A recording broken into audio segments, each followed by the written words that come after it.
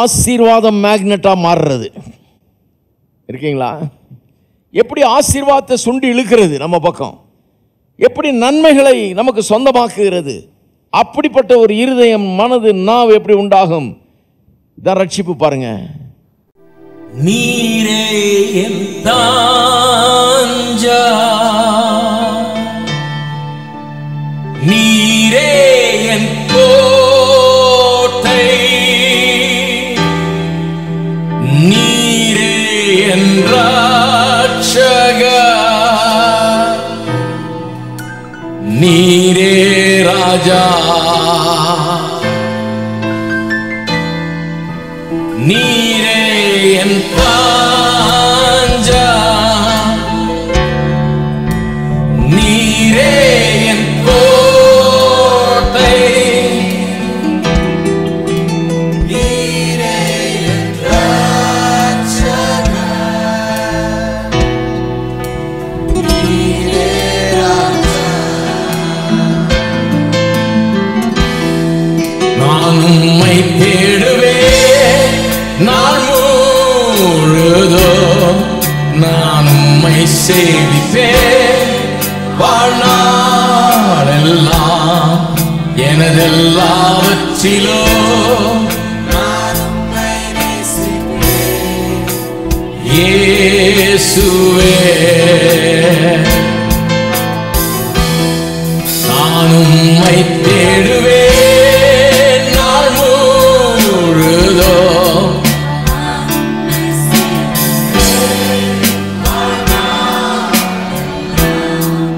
எனதெல்லாவற்றிலும் நான் உம்மை நேசிப்பேன் இயேசுவே. இயேசுவே ராஜா,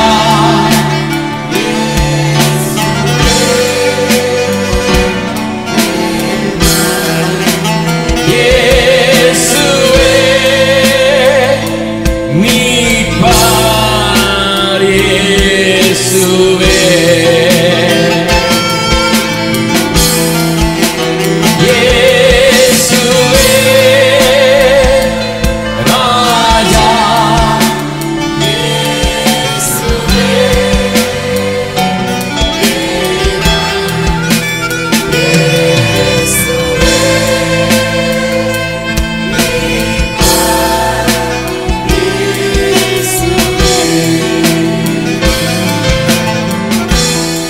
நான் உம்மை தேடுவேன் நாள் முழுதும், நான் உம்மை சேவிப்பேன் வாழ்நாளெல்லாம். எனதெல்லாவற்றிலும் நான் உம்மை நேசிப்பேன் இயேசுவே.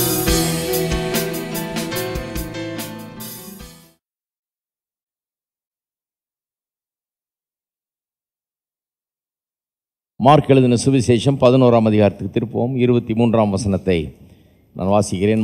எவனாகிலும் இந்த மலையை பார்த்து நீ பெயர்ந்து சமுத்திரத்தில் தள்ளுண்டு போ என்று சொல்லி தான் சொன்னபடியே நடக்கும் என்று தன் இருதயத்தில் சந்தேகப்படாமல் விசுவாசித்தால் அவன் சொன்னபடியே ஆகும். இயேசு சொல்கிறாரு, விசுவாசிக்கிற எவனும், இருதயத்தில் சந்தேகப்படாமல் விசுவாசிக்கிற யாராக இருந்தாலும் மலையை பார்த்து பெயர்ந்து சமுத்திரத்தில் தள்ளுண்டு போ என்று சொன்னால் அது அப்படியே ஆகும் என்று சொன்னார். சிலர் சொல்கிறாங்க, அது எப்படி சொல்லியிருக்க முடியும்? அவர் சொல்லியிருக்கவே முடியாது. இப்படி ஒரு வார்த்தையை சொல்ல முடியுமா? அது ஆகுமா என்கிறார்கள். ஆகும், அதுதான் காமிச்சு வருகிறேன். ஏனென்று சொன்னால் வேத வசனத்தின் அடிப்படையில் தான் இதெல்லாம் இருக்குது. தேவன் மனுஷனை எப்படி உண்டாக்கி இருக்கிறார் என்பதை கவனிக்க வேண்டும். எப்படி உண்டாக்கி இருக்கிறான் என்றால், அவனை எல்லாவற்றுக்கும் மேலும் அதிகாரியாகி வைத்து ஆளுகிறவனாக உண்டாக்கி வைத்திருக்கிறார். அவன் ஆளுகிறவனாக இருக்கிறபடினாலே, அவனுக்கு கீழே எல்லாம் இருக்கிறபடினாலே, அவன் அதுக்கு மேலே அதிகாரியாக இருக்கிறபடினால தான் சொன்னார், மலையை பார்த்து பெயர்ந்து சமுத்திரத்தில் தள்ளுண்டு போ என்று சொன்னாலும் அப்படியே ஆகும் என்கிறார். நாம் ஆள பிறந்தவர்கள் என்பதை எடுத்து காமிச்சிட்டேன். தேவன் மனுஷனை உண்டாக்கும் முன்னாடியே அவன் எப்படி இருப்பான்றதை சொல்லிடுறார். நமது சாயலின்படி நமது ரூபத்தின்படி மனுஷனை உண்டாக்குவோமாக, அவர்கள் ஆளக்கடவர்கள் இனிமேல் நான் ஆள போகிறதில்ல, அவன் தான் ஆளணும்னு சொல்லிட்டார். பொறுப்பை மனுஷனுக்கு கொடுக்குறார். நிறைய பேர் இன்றைக்கு பொறுப்பு என்கிட்ட இல்லை, கடவுள் தான் பொறுப்பு, எது நடந்தாலும் கடவுள் தான் பொறுப்பு, கடவுள் கையில் தான் இருக்குது எல்லான்றாங்க. மனுஷன் கையில் எதுவும் இருக்கிறது இல்லை, எல்லாம் கடவுள் கையில் இருக்குன்றாங்க. எனக்கு கொஞ்சம் சந்தேகமாக இருக்குது, ஏன் அப்படி சொல்கிறாங்க? ஏன் சொல்கிறாங்கன்னா, நாம் எந்த பொறுப்பையும் எடுக்க வேண்டியதில்லை பாருங்கள், எல்லாம் அவர் கையில் இருக்குதுன்னு சொல்லிட்டா நம்ம எதுக்கும் பொறுப்பெடுக்க வேண்டியதில்லை. தான் நமக்கு இந்த நோ ஃபால்ட் ரிலிஜன் பிடிக்குது. எது தப்பு நடந்தாலும் எங்கிட்ட கேட்காதீங்க, அது ஏன் தப்பு கிடையாது, அவராக தான் இருக்கணும் சொல்கிறாங்க இல்லையா? ஆங்கிலத்தில் இப்படி போர்டு எழுதி போட்டிருப்பாங்க சில நேரத்தில், we are not responsible for floods, cyclones, hurricanes and other disasters such as earthquake and such acts of God அப்படிம்பாங்க. அதாவது பூமி அதிர்ச்சி, சுனாமி, கடல் கொந்தளிப்பு, சூறாவளி காற்று, புயல், வெள்ளம், இப்படிப்பட்ட தெய்வ செயல்களான நாசமோசங்களுக்கு நாங்கள் பொறுப்பல்ல. அதெல்லாம் எந்த செய்யலாம்? நாங்கள் செய்ய மாட்டோம். மோசமான ஒருத்தர் இருக்கார், நாங்கள்லாம் ரொம்ப நல்லவங்க, அவர் கொஞ்சம் மோசம், அவர் தான் இப்படிலாம் செய்வார்ன்ற மாதிரி சொல்கிறாங்க. எவ்வளோ தைரியம் இருக்குது பாருங்கள். அதெல்லாம் பார்க்கும்போதே எனக்கு எரிச்சல் வரும். கடவுள் தான் இதெல்லாம் பண்ணிகிட்டு இருக்கிறார். கடவுள் அதெல்லாம் பண்ணுறது கிடையாது, மனிதன் தான் பொறுப்பு. அதுக்கு மனிதனை அதிகாரியாக நியமித்தார். மனிதன் கையில் அந்த பூமியை கொடுத்ததுனால தான் இன்றைக்கி நம்ம இவ்வளோ பெரிய பிரச்சனைகள் இருக்கிறோம்ங்கிறது வேதவசனம் போதிக்கிறது. மனிதன் ஆளுகை செய்யாமல் விட்டு விட்டான், ஆளுகையை இன்னும் கேட்டால் தாரவாத்து விட்டான், பிசாசனிடம் கொடுத்து விட்டான். ஆகவே தான் இன்றைக்கு எல்லாமே தாறுமாறாக இருக்கிறது. இன்றைக்கு இயேசு கிறிஸ்துவின் மூலமாக உண்டாகிற ரட்சிப்பு மனுஷனுக்கு அந்த இழந்து போன அதிகாரத்தை அவனுக்கு திரும்ப கொடுக்கிறது. இந்த ரட்சிப்பு இதைத்தான் சொல்லி கொண்டு வருகிறேன். இதில் முக்கியமாக ஒரு சில காரியங்களை உங்களுக்கு சொன்னேன். அதாவது பாவத்தில் மனுஷன் விழுந்த உடனே அவனுடைய நாவானது இந்த தேவனோடு தொடர்புள்ள இந்த இருதயத்தில் இருந்து பேசுது பாருங்கள். இருதயத்தின் நிறைவினால் தான் நாவு பேசுகிறது. நாவுக்கு எங்கே கனெக்ஷன் கொடுத்துருக்குறாங்க? இருதயத்தோட கனெக்ஷன் கொடுத்துருக்குறாங்க. சிலர் நினைக்கிறாங்க இது என்னமோ லொடலோடு ஆடிக்கிட்டு இருக்குன்னு, அது தனியாக ஆடுதுன்னு நினைக்கிறாங்க. தனியாக ஆடலை, அது இங்கே கனெக்ட் ஆகிருக்குது. எங்கே கனெக்ட் ஆகிருக்குது? இருதயத்தில் என்ன இருக்குதோ அதுதான் வாய் பேசுகிறது. இருதயம், மனம் இவைகளோடு, இந்த உள்ளான மனிதனோடு இந்த நாவு கனெக்ட் ஆகிருக்குது. இந்த மனுஷன் பாவத்தில் விழுந்த உடனே என்னாச்சு? மனுஷனுக்கு, இந்த உள்ளான மனுஷனுக்கு, மனுஷன் சொல்லும்போது மனுஷன் ஆவியாக இருக்கிறான், கடவுளும் ஆவியாக இருக்கிறார். மனுஷன் சரீரத்தில் வாழ்கிறான், கடவுள் சரீரத்தில் இல்லை. ஆவியாக இருக்கிற மனுஷனுக்கும் ஆவியாக இருக்கிற தேவனுக்கும் ஒரு தொடர்பு இருக்கிறது. ஆவியில் ஒரு துண்டிப்பு உண்டாயிடுச்சு. மனுஷனுக்கு தேவனோடு இருந்த உறவு துண்டிக்கப்பட்டு போய்விட்டது பாவத்தின் நிமித்தமாக. துண்டிக்கப்பட்டு விட்ட உடனே அந்த இருதயம் இருள் சூழ்ந்த இருதயம் ஆயிடுச்சு. மனம் இருள் சூழ்ந்த இருதயம் மனம் ஆயிடுச்சு. இருதயம் இருக்குது, மனம் இருக்குது, ஆனால் இப்போ வேறு நிலைமையில் இருக்குது. அதில் நம்பிக்கை இல்லை, விசுவாசம் இல்லை, ஒளி இல்லை, அறிவு இல்லை, அதில் ஞானம் இல்லை. அந்த இருதயமும் மனமும் இப்போ மாறி போச்சு பாருங்கள். இப்போ மனுஷனுடைய விழுந்து போன மனுஷனுடைய நாவானது அந்த இருதயத்தோடு கனெக்ட் ஆகிடுச்சு. தான் பிரச்சனை இன்னைக்கு. அதனால தான் அடிக்கடி என்ன சொல்கிறோம்? செத்தம் போன்றோம், கிழிஞ்சது போன்றோம். அதனால தான் இப்படியே போனால் குடி மொழியிடும் போன்றோம், தொலைஞ்சது போன்றோம். இதெல்லாம் நம்முடைய மொழியில் அப்படியே கலந்துருச்சு பாருங்கள். ரொம்ப ரொம்ப ஆழமாக கலந்து விட்டது. அதாவது மொழி ரொம்ப பெரிய பிரச்சனை ஆயிடுச்சு இன்றைக்கி. ஏன்னா அந்த பாஷை நிறைய அழிக்கிற வார்த்தைகளால் நிறைந்திருக்கிறது. பிசாசு இந்த வாயின் வார்த்தைகள்னாலே கிரியை செய்ய ஆரம்பிச்சிட்டா. அப்போது அவனுக்கு தெரியுது, வாயில் வல்லமை உள்ளவனாக தான் மனுஷனும் கடவுள் உண்டாக்கி இருக்கிறார். கடவுளே வாயில் வல்லமை உள்ளவர் தான். அவரே சொல்லி சொல்லி தான் எல்லாத்தையும் உண்டாக்குனார். அவர் சொன்னார், சொன்னபடியே ஆயிற்று. அதான் 1ஆம் அதிகாரம். என்னெல்லாம் சொன்னாரோ அதன்படியே ஆயிற்று. மனுஷனை அவருடைய சாயலின்படி உண்டாக்குனார், அவனும் சொன்னபடியே ஆகும். அதை நிறைய விசுவாசிகள் இன்றைக்கி நம்புறது இல்லை, ஆனால் பிசாசு நம்புகிறான். அவனுக்கு நல்லா தெரியுது. அதனால் அவன் என்ன பண்ணிட்டான், நாவை அங்கேருந்து கனெக்ட் பண்ணி தேவனோடு தொடர்புள்ள அந்த ஆவியிலிருந்து டிஸ்கனெக்ட் பண்ணிட்டு என்ன பண்ணிட்டான், தன்னுடைய அந்த பொல்லாத இருள் நிறைந்த அந்த நிலையோடு கனெக்ட் பண்ணி விட்டுட்டான் பாருங்க. இப்போ நாவு ஒரு இருளின் சக்தியால் நிறைந்து இருக்கிறது. நாவு நெருப்பு என்று சொல்லுகிற அளவுக்கு, சிறிய நெருப்பு பெரிய காட்டை கொளுத்துகிறது என்று சொல்லியிருக்கிறது வேதத்தில். அந்த மாதிரி நாவை வைத்து மனுஷனை அழிக்கிற வேலை இன்றைக்கு நடந்து கொண்டிருக்கிறது. இது என்னதான் நடந்தது, எப்படி தான் இது நடந்தது, ஏன் நாவு இந்த ஹோல் ஸ்கீமில் அவ்வளோ முக்கியமாக இருக்குது, இந்த முழு திட்டத்தில் நாவுக்கு ஏன் அவ்வளோ பெரிய முக்கியம், இருதயம் மனது நாவு இதை பற்றி ஏன் இவ்வளோ பேசுகிறோம், இதெல்லாம் ஏன் முக்கியமாக இருக்குது, அதுவும் நாவுக்கு ஏன் அவ்வளோ பெரிய முக்கியத்துவன்றதை நான் கவனிக்க நிறைய பேசியிருக்கேன். அதை பற்றி இன்னும் சில காரியங்கள் பேச வேண்டியது இருக்குது, சொல்லாததெல்லாம் சொல்ல வேண்டியது இருக்குது. அதனால் சில காரியங்களை பார்ப்போம். திருப்போம் ஆதியாகமம் 2ஆம் அதிகாரம், ஆதியாகமம் 2ஆம் அதிகாரம் 16-17 ஆகிய வசனங்கள். தேவனாகிய கர்த்தர் மனுஷனை நோக்கி, நீ தோட்டத்தில் உள்ள சகல விருட்சத்தின் கனியையும் புசிக்கவே புசிக்கலாம், ஆனாலும் நன்மை தீமை அறியத்தக்க விருட்சத்தின் கனியை புசிக்க வேண்டாம், அதை புசிக்கும் நாளில் சாகவே சாவா என்று கட்டளையிட்டார். எல்லாருக்கும் தெரியும் இது. கர்த்தர் இந்த ஒரு கட்டளை தான் கொடுத்தார். என்ன சொன்னார், எல்லாத்தையும் புசி, இந்த ஒரு கனியை புசிக்காத, புசித்தால் புசிக்கிற நாளிலே சாகவே சாவாய். 3ஆம் அதிகாரத்துக்கு போங்க, 1ஆம் வசனத்திலிருந்து வாசிக்கிறேன். தேவனாகிய கர்த்தர் உண்டாக்கின சகல காட்டு ஜீவன்களை பார்க்கலும் சர்ப்பமானது தந்திரமுள்ளதாக இருந்தது. அது ஸ்திரீயை நோக்கி, நீங்கள் தோட்டத்தில் உள்ள சகல விருட்சங்களின் கனியையும் புசிக்க வேண்டாம் என்று தேவன் சொன்னது உண்டோ என்றது. பிசாசு சோதிக்க வர்றான். இந்த சோதனையை பற்றி கொஞ்சம் சில காரியங்களை சொல்ல விரும்புகிறேன். ஏன்னா இந்த நாவுக்கே அவ்வளோ பெரிய முக்கியத்துவம், இந்த இருதயம் நாவு. இங்கே என்ன ஆயிடுச்சு, மனுஷன் விழுந்து போனதில் இங்கே என்ன ஆயிடுச்சு, இதை புரிஞ்சுக்கிட்டா தான் நான் இப்போ ரட்சிக்கப்பட்ட மனுஷனுடைய நாவு இருதயம் மனசு அதை பற்றி சொல்ல போகிறேன்.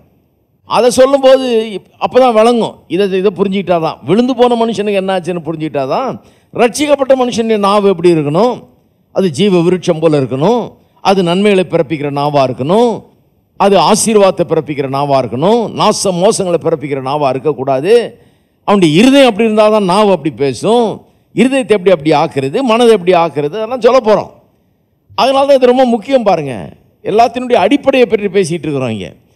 அப்போ என்ன நடந்ததுன்றது புரிஞ்சுக்கிறது அவசியம். என்ன ஆச்சு மனுஷனுக்கு, ஏன் அப்படி ஆயிட்டான், ஏன் நாச மோசங்களை வரவழைத்துக் கொள்கிறோம். ஒரு மாதிரி நாச மோசங்கள் மேக்னெட் மாதிரி ஆயிட்டாங்க மனிதர்கள். அப்படியே ஒட்டிக்குது நம்மளோட, அது நம்ம மேலே விழுகுது, அது நம்மளோட சேர்ந்துருது. அது ஏன் அப்படி இருக்கிறார்கள், எப்படி ஆசீர்வாதம் மேக்னெட்டாக மாறுறது இருக்கீங்களா, எப்படி ஆசீர்வாதத்தை சுண்டி இழுக்கிறது நம்ம பக்கம், எப்படி நன்மைகளை நமக்கு சொந்தமாக்குகிறது. அப்படிப்பட்ட ஒரு இருதயம் மனது நாவு எப்படி உண்டாகும், இதான் ரட்சிப்பு. பாருங்க,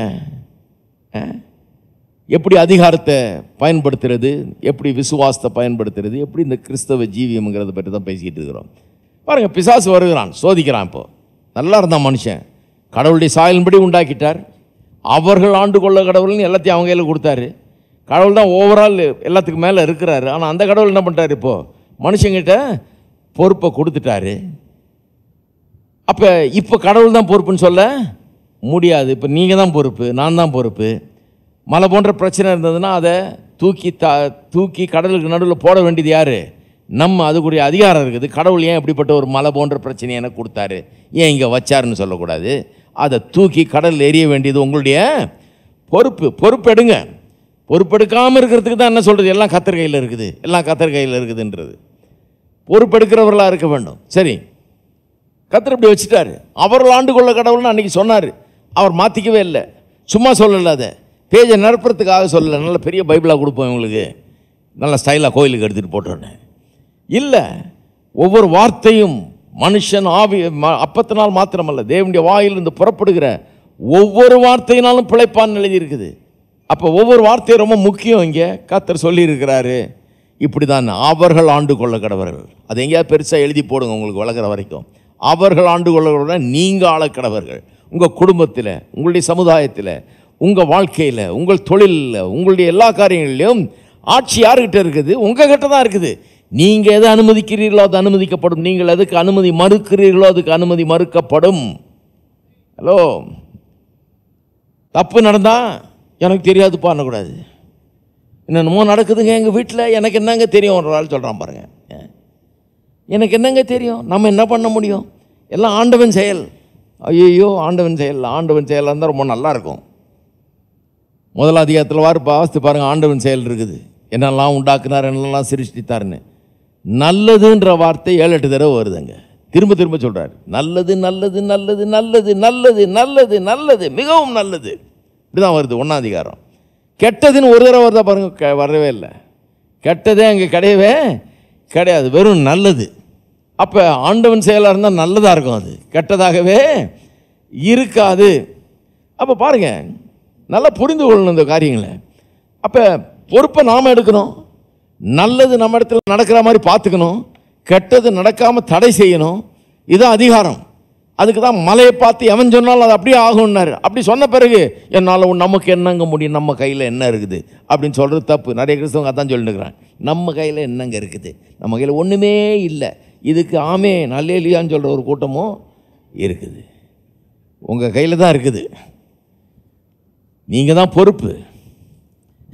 சில ஆளுங்க இருக்காங்க வீட்டில், என்ன கேட்காத, காசு இல்லைன்னா என்ன கேட்காத, எனக்கு தெரியாதுப்பா இப்போவே சொல்லிட்டேன் நான். உங்களை தான் கேட்போம். எதுக்கு பைபிள் வச்சுருக்கிறீங்க, எப்படி காசு வரும்னு கண்டுபிடிங்க அதுலேருந்து. எதுக்கு ஆண்டவர் விசுவாசிக்கிறீங்க, சும்மா கோயிலுக்கு போயிட்டு வரீங்களா தலையை காட்டிட்டு. எப்படி ஜெபம் பண்ணணும், எப்படி கேட்கணும், எப்படி பெற்றுக்கொள்ளணும், எப்படி தேவைகளெல்லாம் சந்திக்கப்படுது, எப்படி எல்லாத்தையும் சொந்தமாக்கணும், இதெல்லாம் கற்றுக்குங்க. ஹலோ, பைபிள் எடுத்துக்கோ, வா சபைக்கு போகலாம். எப்படி தேவையெல்லாம் சந்திக்கப்படுது, நம்முடைய கர்த்தர் எவ்வளோ பெரியவர், எவ்வளோ நல்லவர், நாம் எப்படி வாழலான்றதை கற்றுக்கலாம். ஏன்னா இந்த வீட்டுக்குள்ளே பஞ்சம் பசி பட்னி அது இல்லை இது இல்லை, துணி இல்லை செருப்பு இல்லை, இதெல்லாம் இருக்காது. இந்த வீட்டுக்குள்ளே எல்லாம் இருக்கும். இங்கே வா போகலாம் கோயிலுக்குன்னு புருஷன் தான் கூப்பிட்டு வரணும். எல்லாரையும் அதை சொல்கிறார், எனக்கு ரொம்ப வேலைங்க, அதனால் அந்த டிபார்ட்மெண்ட்டை அந்த அம்மாட்ட கொடுத்துட்டேன். பிள்ளைகளெல்லாம் கோயிலுக்கு கூப்பிட்டு போயிட்டு அந்த அம்மாவும் ஒழுங்காக உபவாச ஜபம், எல்லா ஜபத்துக்கும் முழு வால் நைட் ப்ரேயர் எல்லாத்துக்கும் போயிடுவாங்க. நான் ரொம்ப வேலை, என்னால் இதெல்லாம் முடியவே முடியாது, பைபிள் வாசி கூட நேரம் இல்லை, எனக்கு ஜபம் பண்ண நேரம் இல்லை. எங்களுக்கெல்லாம் சேர்த்து அவங்க ஜபம் பண்ணி எங்களை காப்பாற்றுறாங்க. அதனால தான் குடும்பம் அப்படி இருக்குது. நீங்கள் தான் கூப்பிட்டு போகணும், நீங்கள் தான் போதிக்கணும். கூப்பிட்டு போகிறது மட்டும் இல்லை, வீட்டில் அதன்படி நடந்து கொள்கிறாங்களான்னு பார்த்து நீங்கள் தான் போதிக்கணும். தேவைகளை சந்திக்கிறதுக்கு உங்களுக்கு பொறுப்பு இருக்குது. மலை போன்ற பிரச்சனைகளை அகற்றணும், சமாதானத்தை வீட்டில் கொண்டு வரணும், நிலைநிறுத்தணும். வீடு நல்லா இருக்கிறது நீங்கள் உங்கள் பொறுப்பில் இருக்குது. ஹலோ, அப்படிதான், அது நம்ம தான் பொறுப்பு. கர்த்தர் அப்படி தான் சொல்கிறாரு.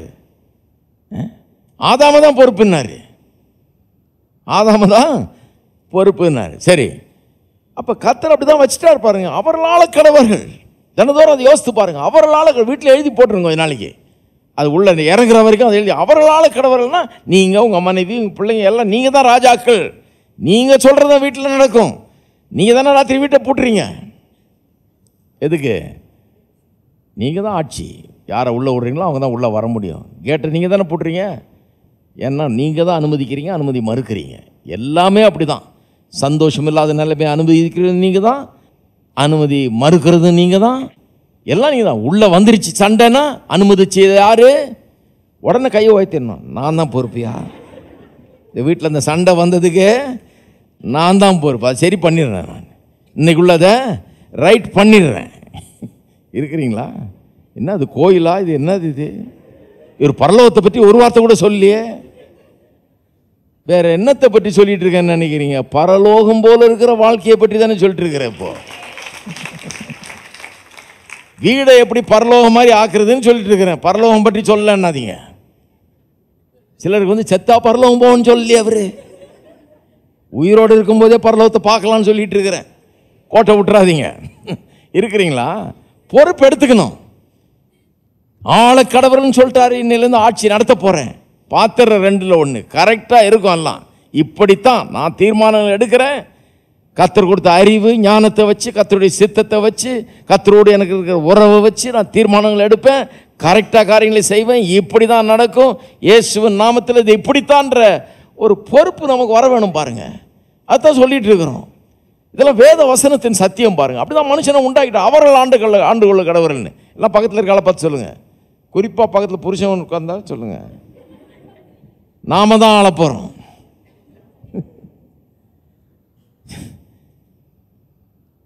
ரெண்டு பேரும் சேர்ந்து எல்லாத்தையும் ஆண்டு கொள்ளுங்கள், வர்ற பிரச்சனையெல்லாம் ஆளுங்கள், மேற்கொள்ளுங்கள், ஜெயிங்கள். அதுதான் வேதவசனம் சொல்லுது. எத்தனை பேருக்கு சந்தோஷம்? பாருங்க, சந்தோஷப்படுங்க, முழிக்காதீங்க. என்னையா இப்படி சொல்லிட்டீங்க நீங்க? நான் கர்த்தரை நம்பி இருக்கிறேன். இன்னும் சொல்லுற அதோட வேர்ட்ஸ், நான் அந்த ஊழியக்காரனை நம்பி இருந்தேன். நீங்க சொல்ல வேணாமா? அவருக்கு ஃபோன் பண்ணீங்க, அவர் ஜெபம் பண்ணி எல்லாத்தையும் தீர்த்து வைப்பார். கர்த்தர் அப்படி சொல்லலை. சந்தோஷப்படுங்க, கர்த்தர் உங்களை அலைய விடலைன்றதுக்கு. லைனில் நிற்க விடலை, ஃபோன் கிடைக்காம அவதிப்பட விடலை. ஆண்டு கொள்ள கடவர்கள் அவங்க வந்து ஆளுவாங்கன்னு சொல்ல, நீங்கள் ஆளுவீர்கள். இருக்கிறீங்களா? சரி, பிசாசு வந்து எப்படி கெடுக்கிறாங்க பாருங்கள். இவ்வளோ ஆளுகையில் இருந்த மனுஷனுடைய வாழ்க்கையை எப்படி கெடுத்தாங்கிறத கொஞ்சம் கவனிங்க. நல்லா எப்படி வர்றான் பாருங்கள். வந்தவன் அவன் சொல்கிற ஸ்டேட்மெண்ட்டை கவனிங்க. அவன் சொல்லுகிறான், நீங்கள் தோட்டத்தில் உள்ள சகல விருட்சத்தின் கனியும் புசிக்க வேண்டாம் என்று தேவன் சொன்னது உண்டோ? இப்போ வாஸ்தவ 1ஆம் வசனத்தில் இருக்குது. அது நான் சொல்லலை, என்ன பார்க்காதீங்க, இங்கே பாருங்கள். நீங்கள் தோட்டத்தில் உள்ள சகல விருட்சங்களின் கனியும் புசிக்க வேண்டாம் என்று தேவன் எப்படி திரிக்கிறாங்க பாருங்க. கர்த்தர் என்ன சொன்னார்? அவ்வளவு மரஞ்செடி கொடிகள் பழங்கள்லாம் பழ வகைகள்லாம் உண்டாக்கி வச்சுட்டு எல்லாத்தையும் புசிக்கலாம், இந்த ஒன்றை மட்டும் புசிக்காதன்னார். இவன் எப்படி அப்படியே டோட்டலாக திருப்புறான் பாருங்க. சகல விருட்சத்தின் கனியும் புசிக்க வேண்டாம் என்று சொன்னது உண்டோ? அப்படியா சொன்னார் அவர்? அதாவது எடுத்த எடுப்பிலேயே கடவுள் வந்து ரொம்ப கடினமானவர். அவரை மாதிரி ஒரு கஞ்சத்தனமானவரை பார்க்க முடியாது. இவ்வளோ பண்ணி வச்சிருக்காரு, நீ சாப்பிட்டா என்னவா, உன்னை எதுவுமே சாப்பிடக்கூடாதுன்ட்டாரா? இவ்வளோ இருக்குது, ஒன்றுமே சாப்பிடக்கூடாதுன்னு சொல்கிறாரா ஒன்று?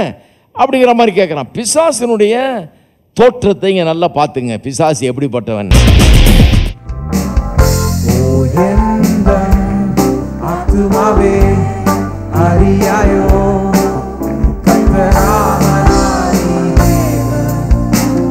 பட்சத்தில் இருக்கிறார்.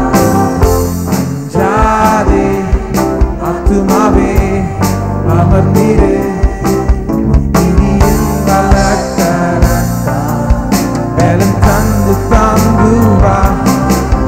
உயர்ந்து கழுகை போல நான் எழும்புவேன். நடந்தாலும் ஓடினாலும் சோர்ந்திட மாட்டேன். தேவரி போவதில்லை வழி, நீங்கள் ஆச்சரியம் எம்மை என்றுமே நான் நம்புவேன். உயர்ந்தே கடுகை போல நான் எழும்புவேன். நடந்தாலும் ஓடினாலும் சோர்ந்திட மாட்டேன். தேவரி சோர்ந்து போவதில்லை வழி, ஆச்சரியம் எம்மை என்றுமே நான்